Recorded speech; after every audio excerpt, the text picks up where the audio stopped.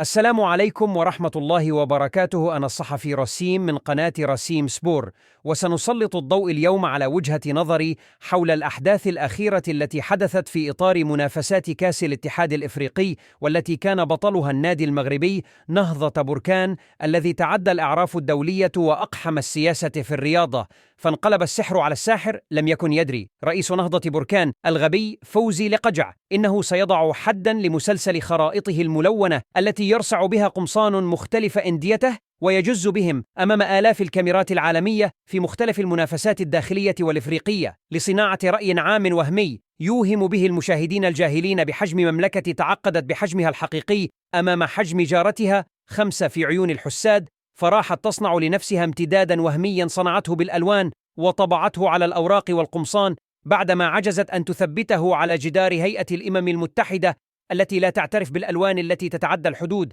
بل تعتبرها عدوانا فنيا على جار له عضوية كاملة في الاتحاد الإفريقي، بل وعضو مؤسس له.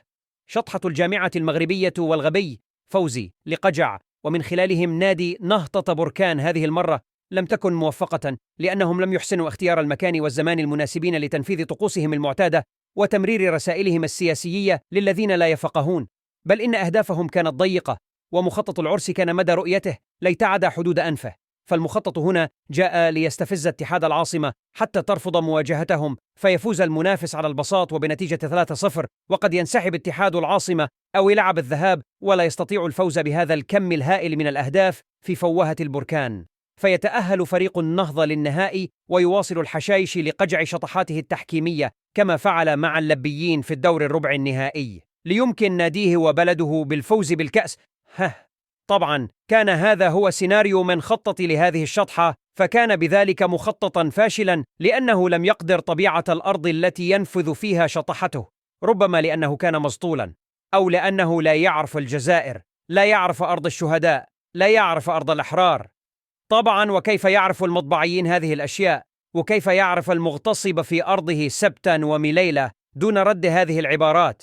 ما لم يخطط له لقجع هو تأزم الموقف وتعنت الكاف، وبالتالي لجوء اتحاد العاصمة إلى المحكمة الرياضية. ثم ماذا بعد ذلك؟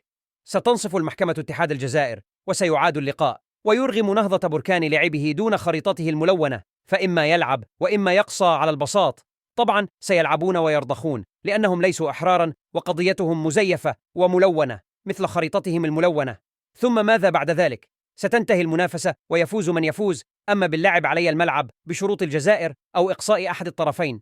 ثم ماذا بعد ذلك؟ هنا سيصاب لقجع ومعه ميمي 6 وكل هواة تلوين الخرائط وترصيع الأقمصة الرياضية بها بالشلل الكلي. نعم، الشلل الكلي. سيذكر الاتحاد الدولي لكرة القدم الجميع بضرورة عدم استعمال الشعارات السياسية على الأقمصة الرياضية، وتسعى الجزائر لإصدار قانون جديد في الفيفا والهيئات الرياضية الأولمبية يمنع الرياضيين والأندية والمنتخبات الوطنية بارتداء أقمصة تحمل خرائط غير خرائطها المعترف بها في أروقة الأمم المتحدة. ثم ماذا بعد ذلك؟ هنا ينتهي الحلم المروكي في رسم الخرائط المزيفة على الأقمصة الرياضية في جميع المنافسات الدولية وفي جميع الاختصاصات الرياضية، وسيكتفي المراراكة بطبع خريطتهم المزعومة على ملابسهم الداخلية تقربا لسيدهم وأميرهم وحلمهم المزعوم. ثم ماذا بعد ذلك؟